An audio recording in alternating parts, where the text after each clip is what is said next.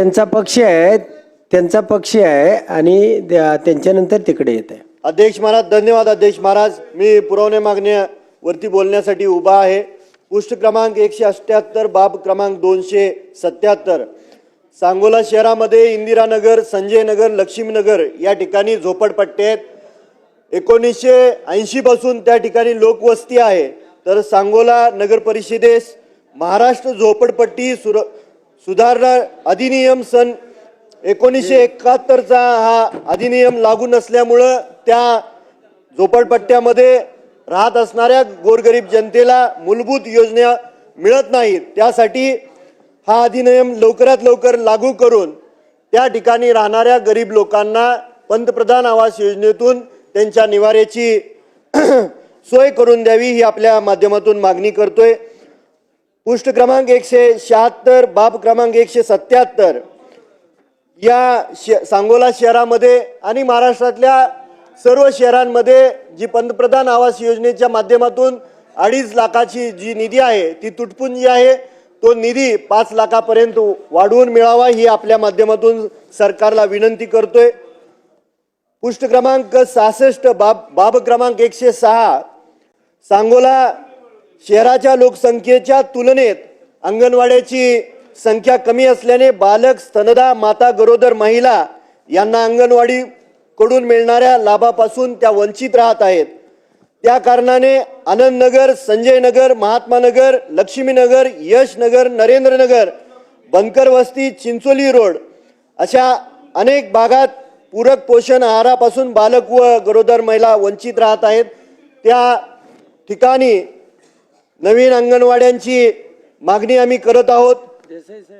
पृष्ठ क्रमांक 66 बाब क्रमांक 106 शहरामध्ये सांगोला शहरामध्ये झपाटीने नागरीकरण वाढत आहे आणि दररोज नागरी भागामध्ये 10,000 हून अधिक मेट्रिक टन कचरा निर्माण होतोय आणि या घन कचऱ्याची विल्हेवाट लावण्यासाठी 1,000 लोकसंख्येमागं एक सफाई कामगार असून बाह्य यंत्रणेद्वारे जवळजवळ 130 कंत्राटी कामगार काम करत आहेत.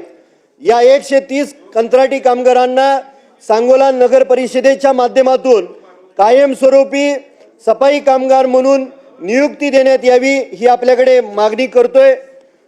पृष्ठ क्रमांक 73 बाब क्रमांक 114 सांगोला शहरामध्ये मूलभूत सोयी सुविधा उपलब्ध होत असताना वाढती गुन्हेगारी कमी करण्यासाठी सांगोला नगर परिषद हद्दीमध्ये ठिकठिकाणी CCTV यंत्रणा बसवणे गरजेचे आहे. त्याचबरोबर रस्त्याच्या दुतर्फा स्ट्रीट लाईटची गरज आहे. ती आपल्या माध्यमातून शासनाला मागणी करतोय. ती मागणी लवकरात लवकर मंजूर करावी. त्याचबरोबर शहरामध्ये भूमिगत गटारीची कामं चालू आहेत आणि भूमिगत गटारीची कामं चालू असल्यामुळे खोदकाम झालेलं आहे. सर्व जनता धुळीनं त्रस्त आहे. तर भूमिगत गटारीचं लवकरात लवकर काम पूर्ण करून द्यावं आणि त्याचबरोबर अंतर्गत शहरातली जी अंतर्गत रस्त्याची दुरावस्था झालेली आहे त्याच्यासाठी शासनाने निधी उपलब्ध करून द्यावा. त्याचबरोबर शहरामध्ये एक डम्पिंग ग्राउंड आहे. ते डम्पिंग ग्राउंड लोकवस्तीमध्ये आलेलं आहे. त्याचं स्थलांतर करून द्यावं. कब्रस्तानसाठी वाढीव जागेची मागणी ती शासनाने मंजूर करावी. त्याचबरोबर आजी माजी सैनिकांची संख्या तालुक्यात आणि शहरामध्ये जास्तीची आहे. त्यांच्यासाठी सैनिक भवन मंजूर करून द्यावं. त्याचबरोबर होलार समाज, नाभिक समाज, डवरी समाज, गाडेवाले, बागवान, खाटीक समाजाची समाज मंदिरांची मागणी आहे ती लवकरात लवकर मंजूर करून द्यावी. आणि स्वर्गीय गणपतरावजी देशमुख साहेबांनी त्या तालुक्याचं प्रतिनिधित्व जवळजवळ 55 वर्ष केलं आणि त्या महामानवाचा त्या शहराच्या मध्य ठिकाणी एक स्मारक उभा होण्याची मागणी आहे.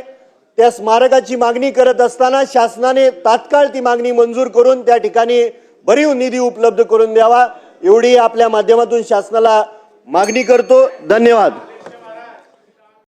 जनमत सबस्क्राईब करा, लाईक करा, शेअर करा.